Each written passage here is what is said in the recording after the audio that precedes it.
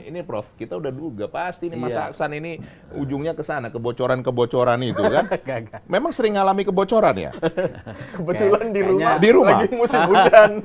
Kirain pertanyaannya yang bocor. Gak gini.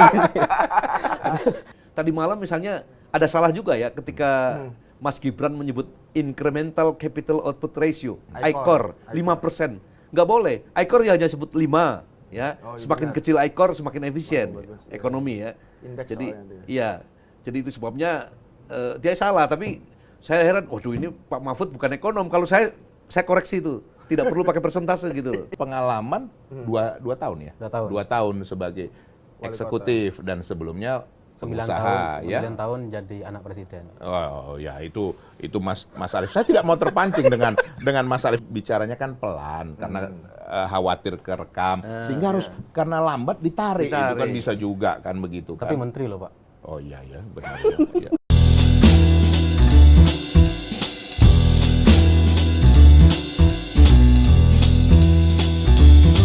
Selamat datang lagi di Kopi Partai. Ketika orang perlu inspirasi ya masuk partai.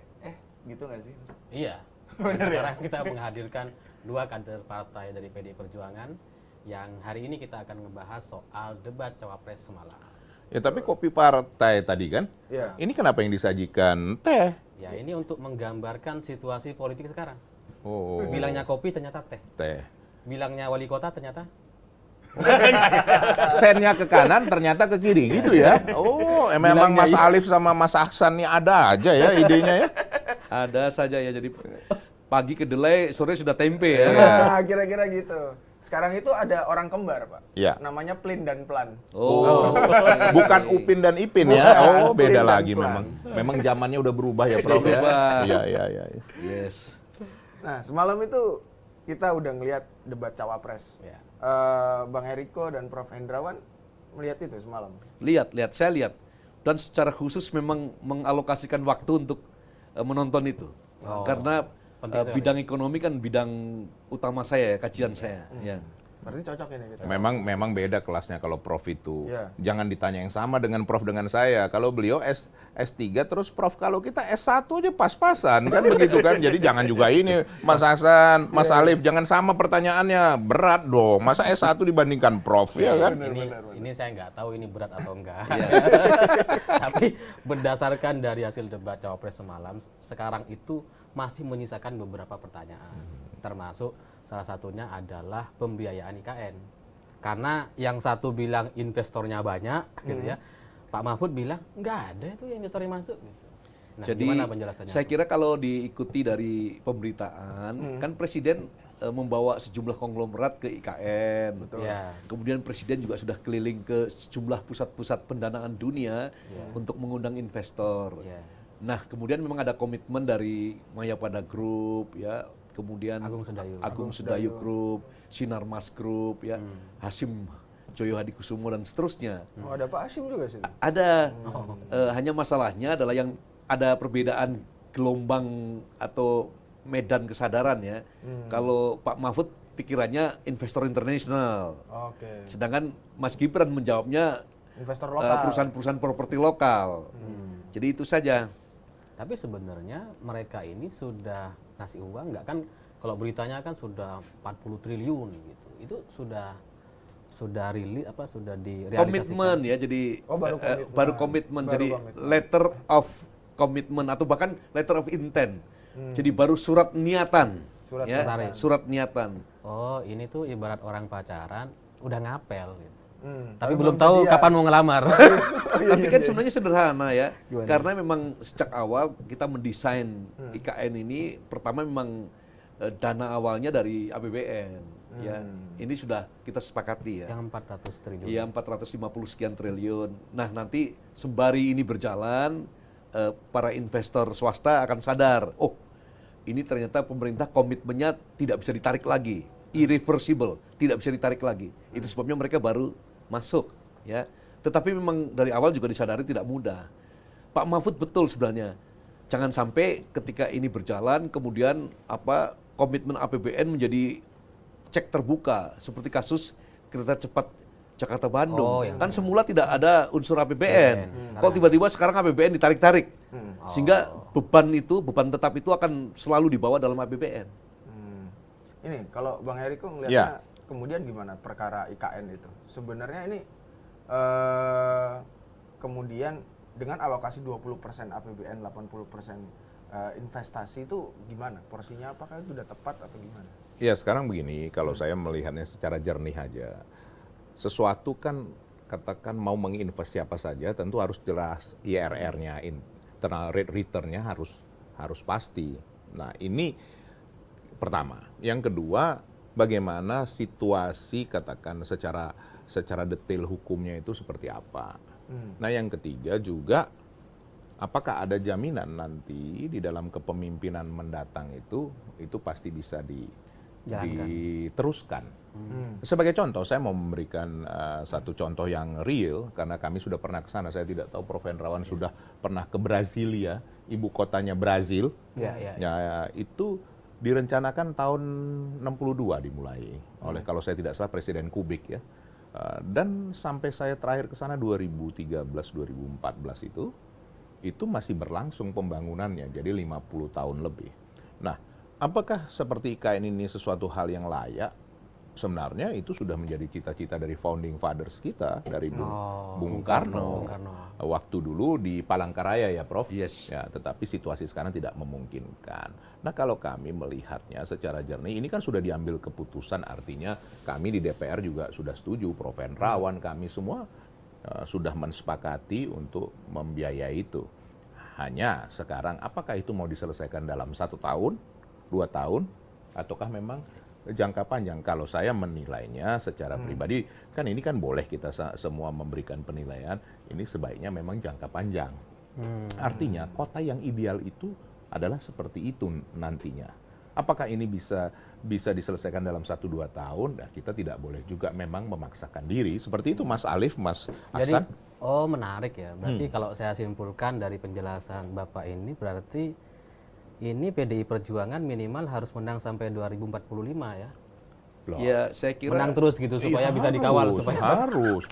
Kita kan nggak bisa pungkiri bahwa Bapak Presiden Joko Widodo itu adalah yang memberikan kesempatan dari mulai awal itu adalah PDI Perjuangan, dari mulai pengusaha menjadi wali kota, dan tentu kita berkomitmen untuk misalnya yang sudah diputuskan itu kita kawal bersama-sama. Hanya jangan sampai misalnya rakyat yang dikorbankan, contohnya dengan menaikkan pajak, itu kan kemarin yang disinggung juga, ya kan? Pajak gitu kan. kayak itu bingung tuh. Naikin pajak ini. Iya.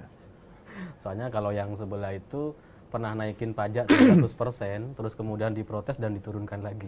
Makanya ditanya soal 23%, penjelasannya kebun binatang dan binatang. Prof, ini kalau saya udah lihat Mas Alif ini dari wajahnya udah kelihatan Sudah mau terlihat memancing sekali. yang itu sudah terlihat apa pembawa moderator kita ini ya kan, host kita ini. Tapi saya tertarik ke tadi jawaban Prof. Hendrawan kan bahwa itu kesiapan gitu kan. Kalau soal uangnya masih belum gitu berarti ya. Tapi sudah groundbreaking dulu. Sudah Iya, bahkan ada harapan upacara 17 Agustus 2024 itu dilakukan secara sederhana di Ibu Kota Nusantara. Kita sudah punya Undang-Undang Nomor 3 tahun 2023 yang sudah direvisi juga dalam kaitan dengan kontrak tanahnya yang bisa diperpanjang. Ya. Jadi intinya begini, saya kira ide ya untuk menyebarkan pusat-pusat pertumbuhan ekonomi baru, ya simbolisasi transformasi ekonomi itu penting ya. Itu sebabnya kenapa DPR, kami fraksi PDI Perjuangan juga mendukung. Tetapi tidak boleh sebuah program penting seperti ini direncanakan secara tergesa-gesa, ya. Dengan persiapan amburadul misalnya tidak boleh. Itu sebabnya tadi Pak Eriko betul sekali, ya. Ini harus direncanakan dalam jangka panjang. Dan dalam undang-undang IKN itu memang ada peta jalan, roadmap untuk pembangunan sampai tahun 2045 itu. Berarti Prof. Mahfud semalam itu masuk akal sebenarnya. Kemudian ketika ngomong soal jangka panjang itu, hukumnya harus diperkuat. Oh, gitu, pasti. menjaga Betul. itu. Kalau hukumnya nggak pasti, mana ada investor masuk. Ya kan? Sebenarnya begini, yang pasti ya Prof. Iya. Kalau di dalam ini antara ayam dan telur ya. Bagaimana?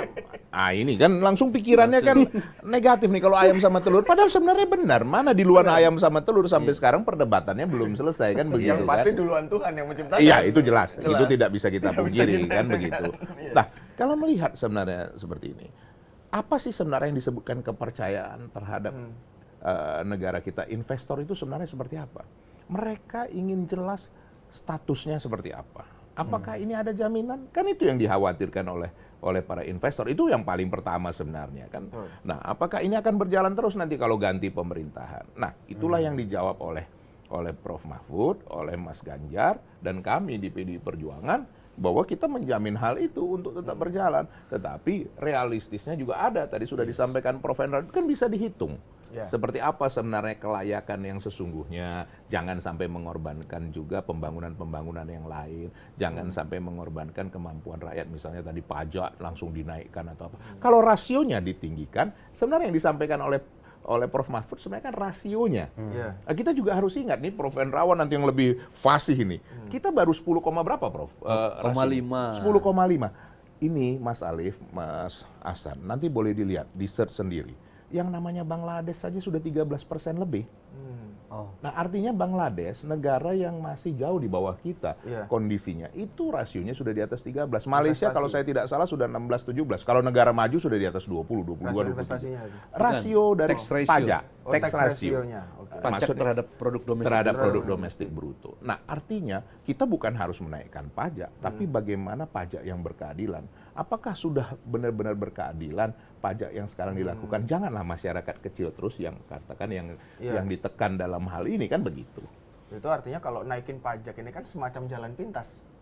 Kalau naikin pajaknya, Iya. tapi kalau rasionya kan Rasionya sebenarnya beda masih kan, sangat banyak wajar. instrumen untuk Iya, menaikkan rasio betul, itu. betul. Termasuk menjaga kebocoran Iya. dan segala macam itu kan. Ini Prof, kita udah duga pasti nih Mas Iya. Aksan ini ujungnya ke sana, kebocoran-kebocoran itu kan. Gagal. Memang sering ngalami kebocoran ya? Kebetulan di Kayaknya- rumah, Di rumah? lagi musim hujan. Kirain pertanyaannya yang bocor. Ya gini. Tadi bahas, Ada kemungkinan pertanyaan bocor. oh itu analisa sendiri nanti. Iya. Jadi kalau menyambung soal bahas pajak tadi, saya baca juga. Jadi ternyata untuk menarik investor itu ada aturan yang nanti kalau investor itu masuk ke sana, itu pajaknya digratiskan. PPH, PPNBB, PBB Untuk selama sementara waktu. 10 tahun. Ya. Dan itu memang sudah sesuai atau seperti apa? Dalam ilmu ekonomi itu ada prinsip dasar ya, people response to incentives. Ya, orang itu menyukai rangsangan. Ya, itu sebabnya teknik-teknik memberi insentif itu, membangun skema insentif itu hal yang biasa. Ya, jadi kalau tidak seperti itu mana ada orang tertarik, ya kan? Iya. Karena kan kalau bisnismen tadi Pak Eriko sudah benar, itu dalam bisnis itu perhitungannya sederhana sekali, ya. Kalkulasinya tadi net present value, NPV, IRR, internal rate of return, Iya. ya dan seterusnya. Metode-metode itu tinggal dihitung. Kalau pengusahanya mengatakan wah ini tidak untung, bocuan misalnya, mereka tidak datang. Tapi kalaupun dipersulit, tapi setelah dihitung ternyata tetap cuan, tetap untung, mereka kan datang dengan segala cara, ya. Tapi menarik kalau sudah dirangsang seperti itu pun sampai sekarang ternyata yang terrealisasi itu masih belum. Gitu ya. Jadi begini, fraksi PDI Perjuangan mendukung, itu sudah no comments no ya. comments, ya. Jadi Pak Ganjar sudah ke sana. Jadi yang membedakan adalah ini diputuskan pada periode Pak Jokowi. Pak Jokowi adalah anak rahim PDI Perjuangan edisi 2014. Betul. Oke. Sampai 2000. Ganjar anak rahim PDI Perjuangan edisi 2024. Betul. Kalau Anda punya handphone edisi 2014 mau nggak ditukar dengan edisi 2024? Jelas mau, Pak. Jelas mau kan? Jelas mau. Karena yang di sana masih gigabyte, di sini sudah terabyte. Ya. Jadi itu sebabnya Ya, ya. anak-anak muda sekarang gandrung Ya. untuk menunggu anak rahim PDI Perjuangan edisi 2024. Betul. Yang kapasitasnya lebih bagus, lebih belusukan, lebih satset, lebih gaspol. Kan begitu. Ya, 2014 itu masih iPhone 4, sekarang udah iPhone 15. Ah, betul, iya, betul. sudah beda. Itu Udah sebabnya jauh banget. mari kita songsong masa depan ya, Ya. yang dengan kapasitas lebih baik lagi.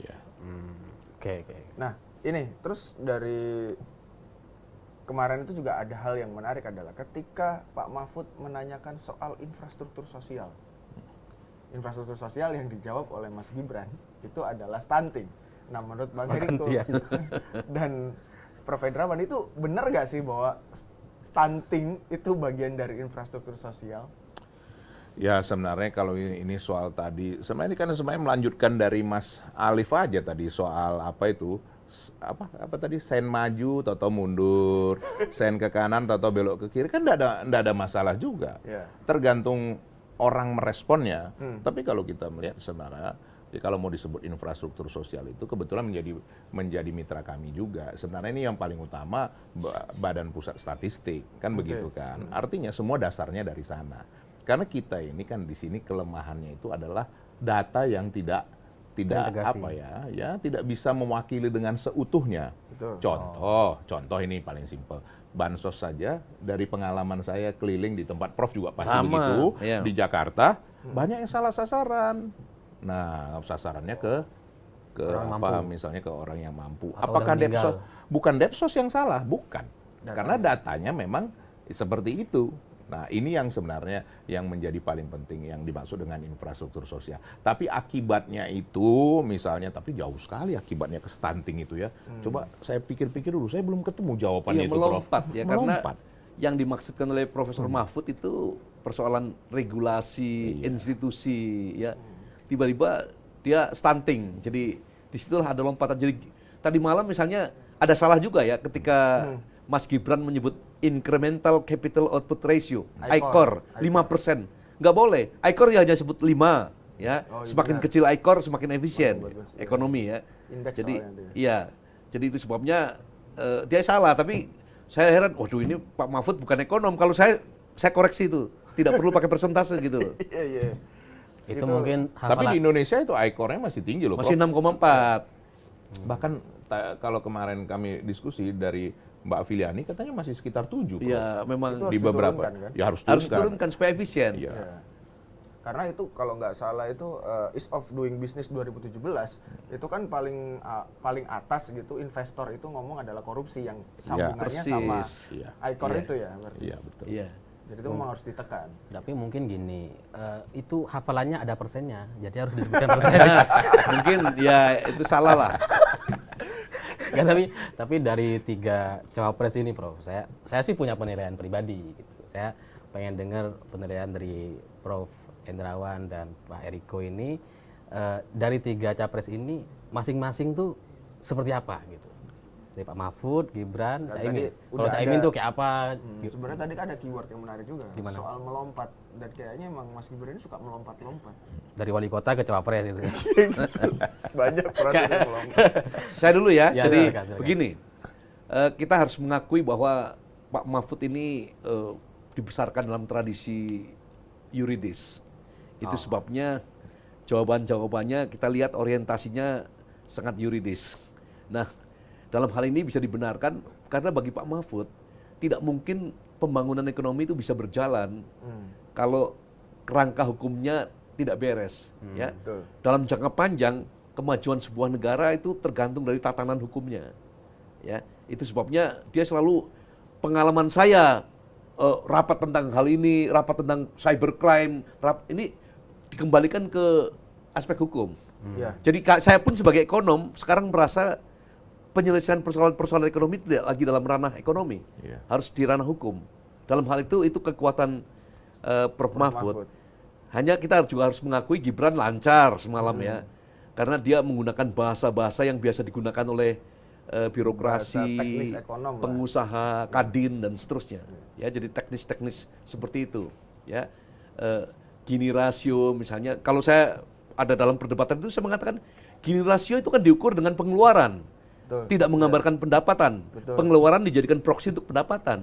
Ya, kalau saya harus menggunakan rasio yang lebih bagus, Gabriel Palma, ya, yang lebih bisa mengukur bagaimana kue nasional itu dibagi berdasarkan ya golongan-golongan masyarakat. Desil berapa, Desil berapa. Tapi kan Pak Mahfud kita tidak bisa menjadikan dia ekonom dalam beberapa hari persiapan. Kalau Pak Caimin ini dalam debat umum ini kok malah memperkenalkan satu kosakata baru ya. Satu ini membuat konsentrasi pendengarnya jadi tambah bingung. Iya. Saya mencari sendiri sebagai orang Jawa, ini bahasa selepet-selepet. Saya tadinya pikir serbet itu loh. Wah, ini Cak Imin malah membuat konsentrasi pemirsanya jadi kacau. Ada adegan mic jatuh lagi. Oh ya, itu mic jatuh karena dia saking semangatnya katanya. Gimana menurut Kalau Bang Eriko? Iya, kalau saya kurang lebih seperti Prof. Memang di antara ketiganya ini memang ini cuma 3 ya kan. Iya. Nanti selalu ditimbulkan oleh yang menyaksikan semua kopi partai ini nanti dikira karena PDI Perjuangan nomor 3 sama Mas Ganjar nomor 3. Ini yang repot Mas Alif, Mas Aksan. Padahal memang mereka hanya bertiga, Oke. kan begitu. Nah yang bertiga ini memang latar belakangnya bukan dari ekonomi, kan begitu ya Prof? Iya. Ya? Kita harus memaklumin hal itu. Nah, tapi kalau kita mau lebih jernih lagi, melihat lebih dalam, bahwa inilah yang dibentuk dengan namanya track record. Kalau kita mulai dari pasangan nomor 1, track recordnya sudah pernah di eksekutif dan legislatif. Kan begitu. Iya, Cak Imin. Nah, sehingga katakanlah karakter politisinya itu lebih keluar kemarin. iya. Sebenarnya ya walaupun kadang-kadang kita juga tidak nangkep juga dengan tadi apa slipnomics atau apa namanya itu. Itu saya bahasanya pun tidak begitu Iya, itu susah. paham kan. Sebenarnya kan itu membuat juga bingung kepada masyarakat, kepada rakyat juga. Nah, kalau dari pasangan nomor 2 karena pasangan nomor 2 nya pengalaman 2 tahun ya. 2 tahun. 2 tahun sebagai eksekutif dan sebelumnya 9 pengusaha tahun, ya. 9 tahun jadi anak presiden. Oh ya itu Mas Alif. Saya tidak mau terpancing dengan Mas Alif. Kalau enggak nanti konsentrasi saya tidak nyambung lagi ya kan. Nah, ini bahayanya nih memang yang bertanya ini kan begitu. Ini Mas Alif ini memang. Nah, yang ketiga yang paling lengkap kan sebenarnya Profesor Mahfud ini.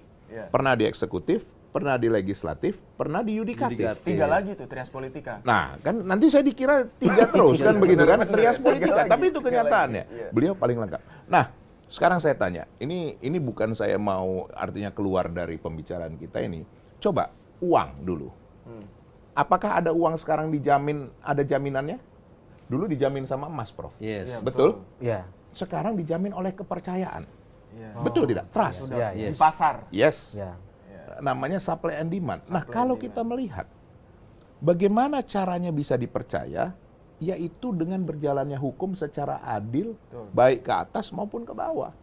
Nah, itu yang mau disampaikan oleh sebenarnya Profesor Mahfud, bahwa sekarang tidak ada jaminan uang lagi dijamin sama emas. Dijamin oleh apa?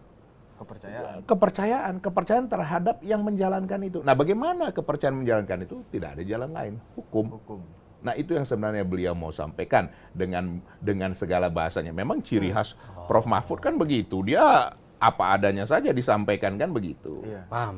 Jadi yang menjamin itu kan kepastian hukum. Iya. Jadi seperti kita itu, harus Mas. memilih orang yang taat kepada hukum. Iya. Bukan yang memain-mainkan hukum. Wah, Ya. itu berat. Nah, itu berat itu. Nanti ini pasti nih Mas Alif ini tujuannya tahu kemana para pemirsa yang menyaksikan ini semua pasti nanti ceritanya mahkamah keluarga lagi. Janganlah muncul-muncul ke situ lagi kan begitu kan. Tapi ini emang harus diketawain, Pak. Awak.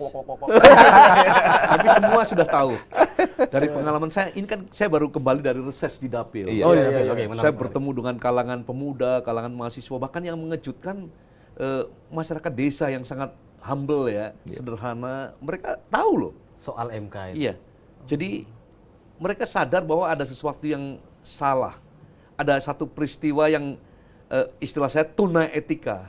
Oh. Tanpa etika yang memadai. Padahal kita mempunyai TAP MPR nomor 6 tahun 2001 tentang etika kehidupan berbangsa yang harus dijunjung tinggi dan masih berlaku sampai hari ini. Mereka tahu. Jadi saya kira semakin literasi masyarakat semakin baik, semakin mengancam kredibilitas dari paslon nomor 2. Ini saya sadari betul ini. Tapi kan itu kan pandangan orang-orang yang punya etika. Oh tapi Kalau nomor 2 kan udah semua etika dia. Oh, Dia nggak no. peduli. dalam Awak. dalam kultur Jawa ya, Itu sangat ngono yo ngono ning ojo ngono loh. Ya. Cidro gawe ciloko. Jadi kalau you mencederai sesuatu itu bisa menimbulkan kecelakaan di kemudian hari. Berarti Prabowo bisa celaka ini habis ini. Atikung apa? Oh, ojo adigang adikung adikuno, ojo tume. Aja tuh, Me. Ya.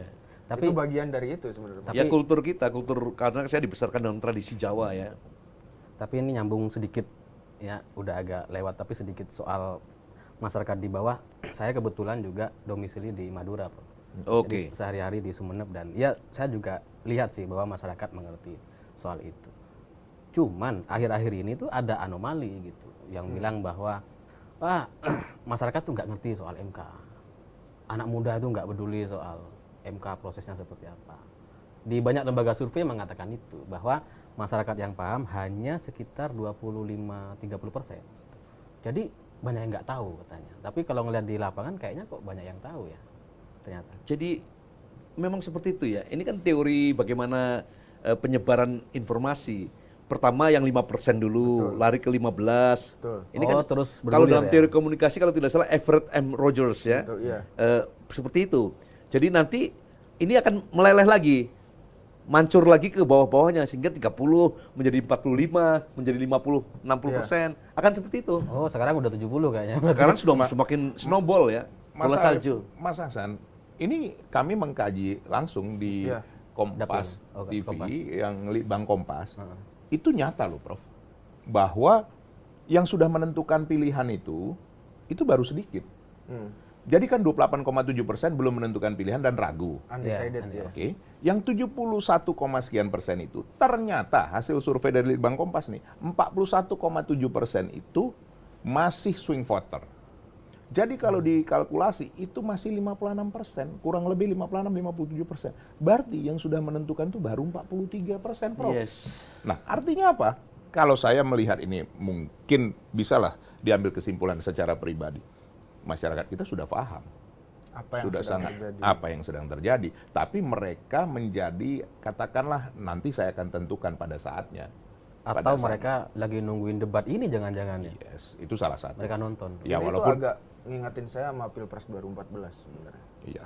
Ketika Pak Jokowi waktu itu diisukan PKI oleh Prabowo dan lain-lain, obor rakyat itu Iya. Yes. yang menyebar, awalnya seperti tidak apa-apa, tapi Iya. di pertengahan itu berdampak kepada elektabilitas Pak Jokowi. Yes. Lalu kemudian muncul isu Hari Santri, Iya. Bang Fahri Hamzah waktu itu yang perdebatan soal Perdebatan, sinting betul. dan Ini lain-lain. sinting. Dianggap kubu Prabowo itu tidak berdampak pada elektabilitas mereka yang waktu itu sempat menyusul Jokowi. Betul. Tapi tiba-tiba 3 bulan setelahnya Iya. Prabowo anjlok dan Betul. tiba-tiba Pak Jokowi naik. Artinya informasi itu sudah nyampe ke Iya, bawah. iya. Ini ada kemungkinan itu juga kan berarti sama. Apalagi semalam ya, ada yang Oh, ada yang sampai ini ya? Ada. Waduh. menteri lagi itu. Iya. Padahal sama menteri sih harusnya. Apa kurang dekat sehingga perlu didekatkan gini ya? Nggak tahu. Tapi Nggak mungkin, mungkin begini, karena harus bicaranya kan pelan, karena khawatir kerekam, sehingga harus karena lambat ditarik, itu kan Ditarik. bisa juga kan begitu kan. tapi menteri loh, Pak. Oh iya ya, benar ya. Iya. Memang Mas Alif ini lebih teliti. Ini karena baru pulang dari Madura itu, Prof. Jadi sangat teliti dengan apa tarik menarik ini. Tapi ya kan? Kita bahwa ngetes Prabowo sambil ngetes. secara psikologis lebih temperamental kan sudah menjadi rahasia umum ya. Betul. Iya. Jadi itu sudah diketahui publik lah. Dan kemudian diperlihatkan. Iya.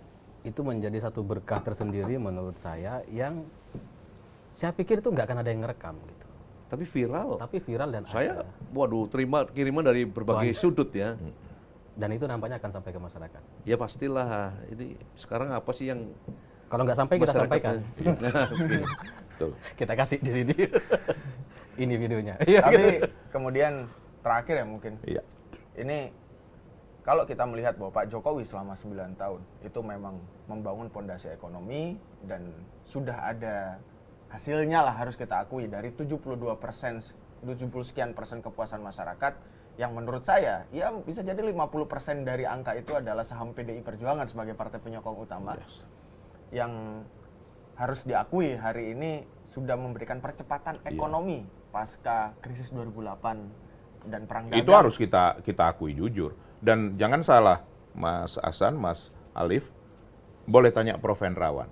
Saya juga, kita pasang badan untuk Pasang luar biasa. Pak Jokowi. Asli itu, karena beliau kader asli PDI Perjuangan. Dan menurut saya, Oh, kirain Pak Prabowo yang pasang badan, enggak ya? saya nggak tahu badan yang mana barangkali ya, Mas saya tidak. Tapi kalau dari sudut ini kita melihat ya, memang Pak Prabowo bukan Pak Jokowi. Kalau melihat ini yang paling pas untuk menggambarkan Pak Jokowi, belusukannya, cara kerjanya, memang Mas Ganjar. Satset Bahkan dalam belusukannya pun tinggal di rumah. Iya. Di rumah penduduk. Dan kalau kita lihat, memang begini ya Mas Hasan, Mas Alif, saya tidak tahu, pastikan host lebih paham. Memang kalau cerita namanya kosmetik ini, pastikan ada waktunya. Oh. Iya. Artinya kosmetik kan pada akhirnya juga akan luntur juga pada Meleleh. saatnya. Apalagi kan musim begitu hujan kan. sekarang ya. Apalagi musim hujan kan begitu kan. Di Madura hujan ya. Hujan, Oh, hujan. pantes. Iya.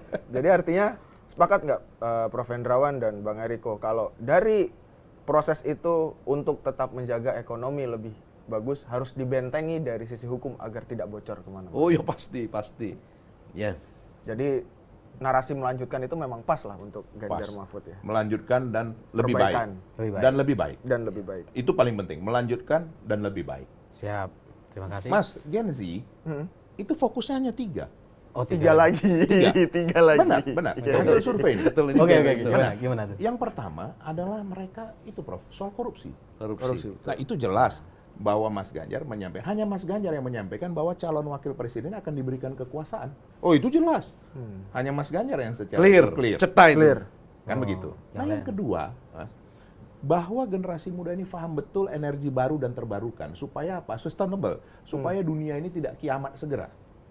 Kan begitu. Itu generasi muda, Gen Z. Yang ketiga apa? Mereka khawatir betul dengan masa depannya soal perekonomian ini. Nah jadi ini sudah dijawab semua oleh Profesor Mahfud dan Mas Ganjar. Sudah kafah bahasanya. Iya. Sempurna. Iya. Memang untuk melanjutkan itu harus orang yang datang ke IKN. Iya. Satu-satunya yang datang baru Pak Ganjar. Iya. Yang satunya kan nggak kuat berdiri. Udah, Kita sudahi kopi kita hari ini. Udah kopi partai yang disediain teh ya kan? Berarti berbeda kan? Iya. Jangan sampai kita kecebur jurang hari ini. Terima kasih Prof. Hendrawan dan Bang Eriko. Dengan senang Sampai hati. jumpa lagi di Kopi Partai. Oke. Assalamualaikum. Assalamualaikum.